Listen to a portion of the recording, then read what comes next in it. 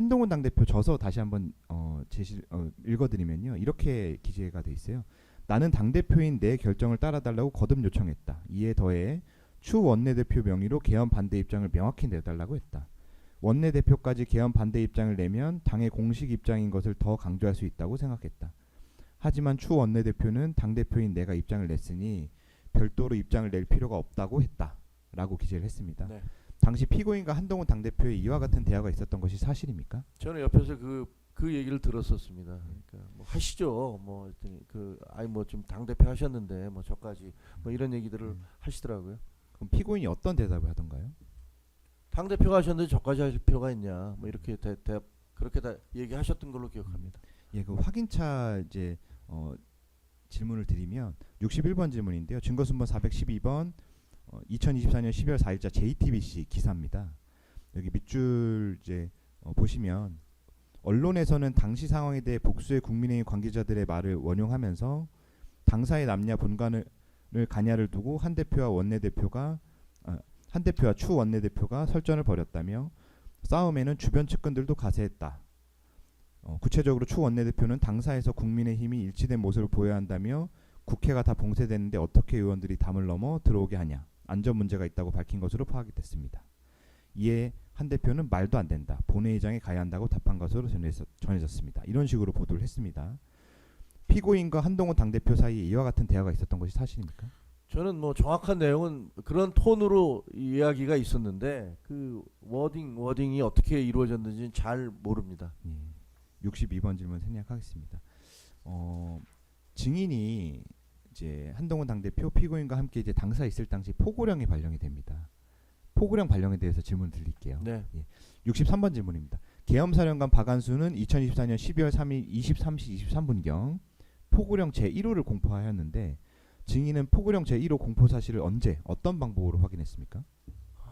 그 포고령에 대해서는 저희가 국회에 들어간 다음에 국회 그 본회의장 앞에 있는 휴게실에서 의원 한 분이 포고령이 공포됐다라고 얘기를 하면서 보여줬던 그런 이렇게 막 얘기했던 그런 기억이 납니다. 그 이전에는 포고령이 그 공포된 사실을 몰랐습니다. 아, 예. 그러면 그 당시에 그 국회 본회의장 대기실에서 네. 포고령 보셨다고 했는데 포고령 꼼꼼하게 읽어보셨어요? 다 읽어보지는 않았습니다. 그냥 몇 가지에 대해서 얘기하는데 그때 이제 율사인 의원들도 있는데 그때 있으면서 뭐 거의 미쳤네. 이게 말이 돼? 뭐 이런 얘기들을 했던 기억이 납니다. 예. 포고령 보여드리겠습니다. 증거순번 432번 포고령 제시합니다. 포고령 제1호에는 국회와 지방의회, 정당의 활동과 정치적 결사, 집회, 시위 등 일체 정치 활동을 금지하고 이것은 제1항이고요. 모든 언론과 출판을 계엄사가 통제하며 이거는 이제 3항입니다. 위반자는 영장 없이 체포구금 압수수색을 할 수 있다고 기재되어 있습니다. 증인도 이런 포고령 제1호 내용 확인했습니까? 예, 그때 당시에 뭐 거기 있는 사람들이 얘기를 하면서 이건 말이 안 된다, 이거 불법이다라는 얘기를 했던 그런 걸 들었던 기억이 납니다. 예. 그럼 증인은 이 계엄사령관 박안수가 발령한 포고령을 보고 어떤 생각이 들던가요? 그건 뭐 기본적으로 그 계엄 자체의 선포가 저는 불법이라고 생각을 했고 이건 헌법을 어긴 행동이다라고 생각을 했고 거기다가 포고령에서 정치 활동을 금지한다는 뭐 그리고 제가 기억하기에는 그때 무슨 그 의사들에 대해서 전공의에 대해서 뭐 처단한다 뭐 이런 표현이 있었던 걸로 기억을 하는데 그게 적인지 어딘지 뭐 하여튼 그런 걸 보면서 이건 말이 안 된다 그런 얘기들을 저뿐만이 아니고 거기 대기실에 있었던 사람들이 했던 기억이 납니다. 그냥 이제 증인이 생각할 때는 어차피 이미 불법인 비상계엄에 불법이 더 얹어졌다고 생각하셨던 거예요. 그렇습니다.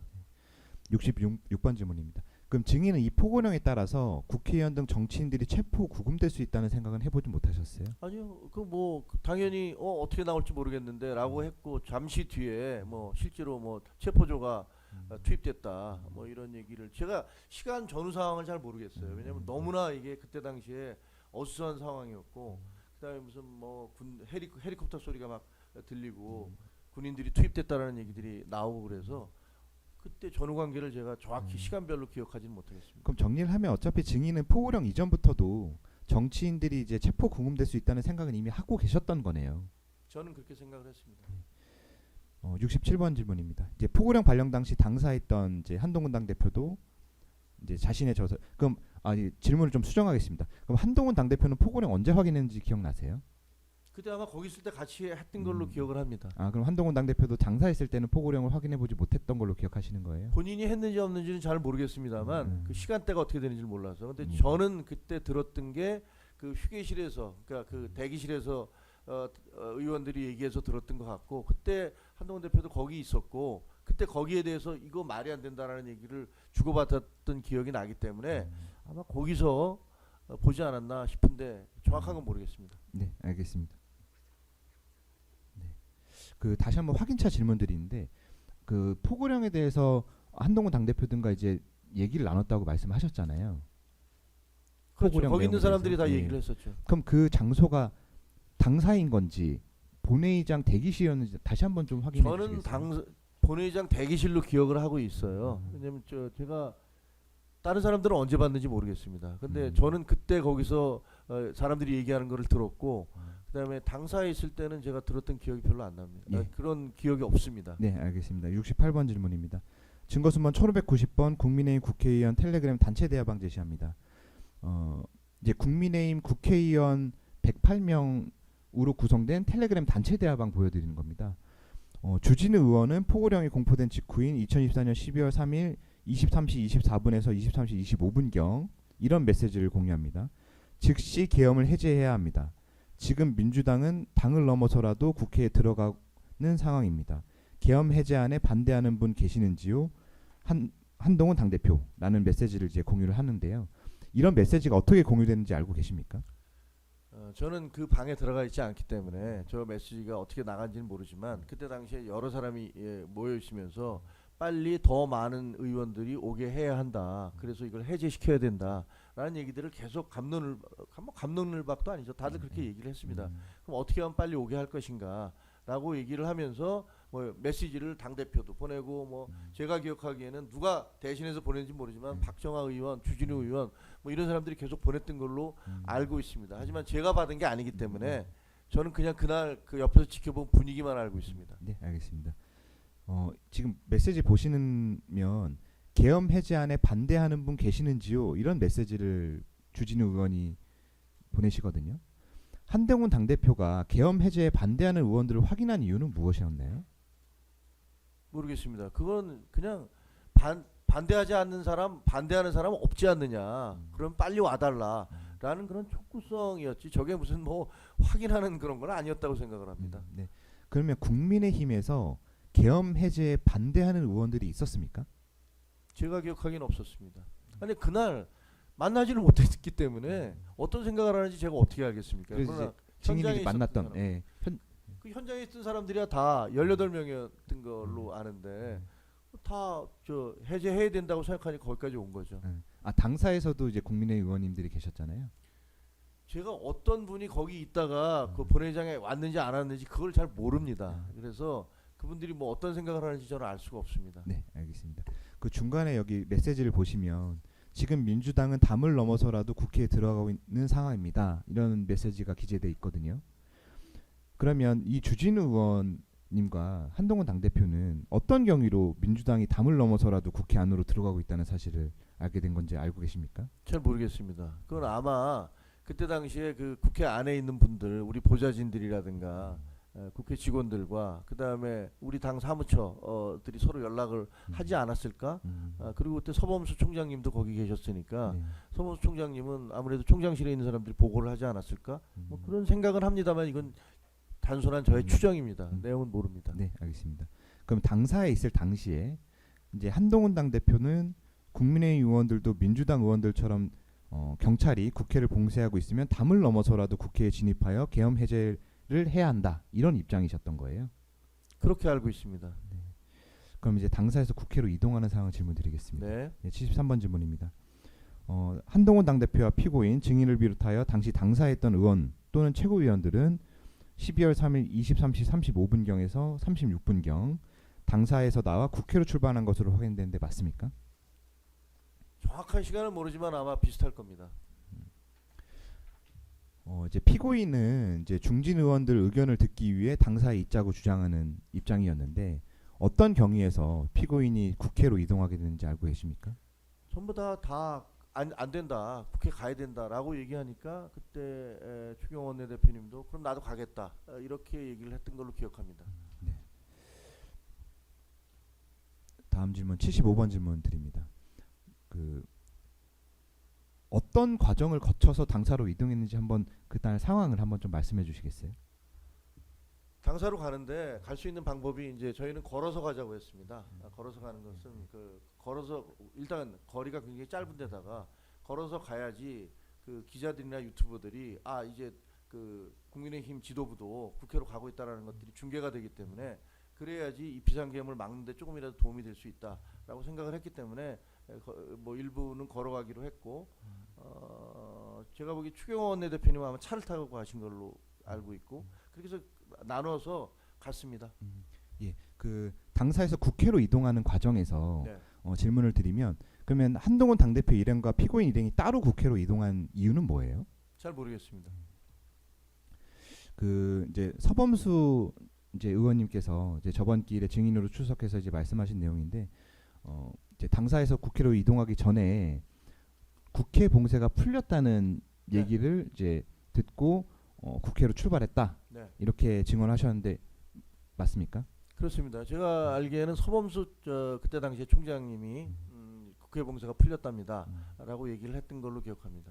그럼 국회 봉쇄가 풀렸다는 말이 나온 거는 어느 맥락에서 나온 얘기입니까?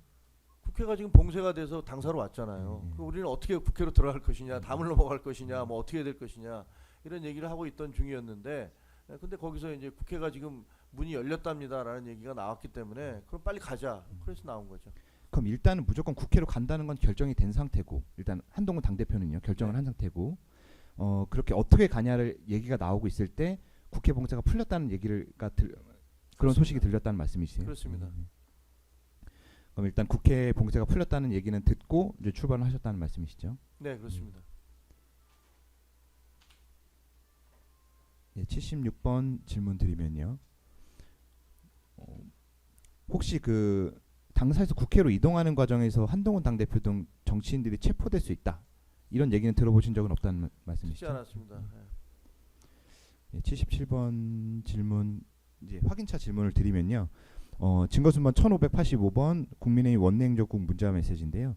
이제 국민의힘 원내행정국에서는 12월 3일 23시 33분경 피고인 명의로 비상의원총회 장소를 국회 예결위 회의장으로 이제 변경하는 공지 메시지를 보내거든요. 이런 메시지 혹시 알고 계십니까? 저는 나중에 알게 됐습니다. 나중에요? 나중에 언제 말씀하시는 건가요?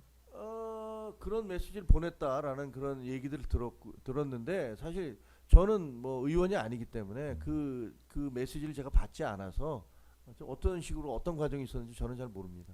네, 알겠습니다. 네, 75번 질문 생략하겠습니다. 79번 질문입니다. 증인은 한동훈 당대표 등과 함께 국회 도서관 쪽 출입문인 도정문 쪽을 통과해서 국회 경내로 들어간 것으로 확인되는데 맞습니까? 맞습니다. 국회 정문이 아닌 도정문을 통해서 국회로 출입한 이유는 무엇입니까?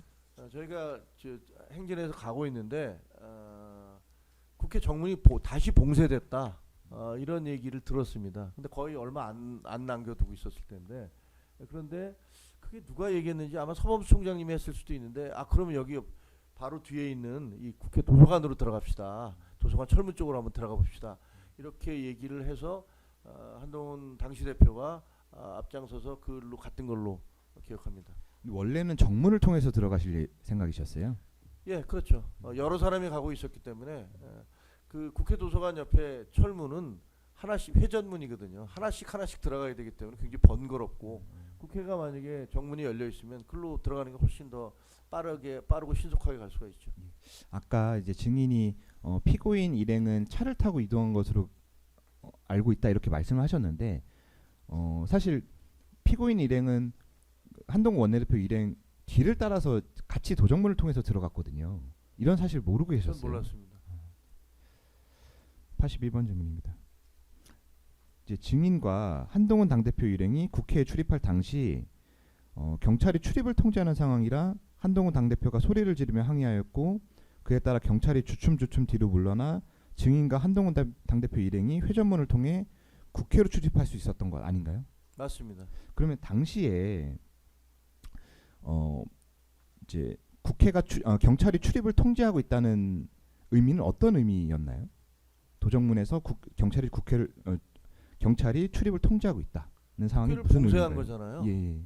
불법적인 행위를 한 거죠, 뭐. 그럼 바로 도정문에서도 경찰이 모든 국회의원들, 정치인들에 대해서 출입을 허용하고 있었던 시기는 아니었어요? 그러니까 이게 굉장히 막 그 섞여져 있는데 완전히 봉쇄됐다. 다시 열렸다. 그다음에 그 국회의원들에 대해서 출입을 허용해주고 있다. 뭐 이런 얘기들이 계속 왔다 갔다 했어요. 그리고 출입증을 보여주면 다시 들여보내준다. 아니다. 이제 그것도 다 봉쇄했다. 이런 얘기들이 계속 떠돌아다녀서 뭐가 진짜인지 뭐가 거짓말인지 알 수 없는 혼란스러운 상황이었고, 저희는 어쨌든 국회로 가야 된다는 생각에 의해서 나갔던 것이고, 그다음에 거기서 한 10분 정도 걸어서, 10분도 안 걸릴 겁니다. 아마 8분 9분 정도 걸어서 그쪽으로 걸어가다가 정문으로 가다가 다시 봉쇄됐다. 아무도 못 들어간다. 라는 얘기를 듣고 바로 뒤에 있는 철문으로 가서 회전문으로 가서 한동훈 대표가 거기 서 있던 경찰관한테 막아 쓰더라고요. 그러니까 한동훈 전 대표가 저 정말 이러실 겁니까? 제가 누군지 몰라요? 라고 얘기하니까 그 경찰관이 주춤주춤 뒤로 물러나더라고요. 그러니까 거기서 이제 한 명씩 그 회전문을 통해서 통과하게 된 겁니다. 그러면 당시 그 도정문도 경찰이 출입을 통제하고 있는 상황은 맞았네요. 네. 출입을 통제하고 있었는데 한동훈 당대표가 이제 이러실 겁니까? 이렇게 좀 따져 물으니까 이제 경찰이 출입을 허용해줬다. 네, 이런 말씀이세요? 그렇습니다. 네, 알겠습니다. 82, 83 생략하겠습니다.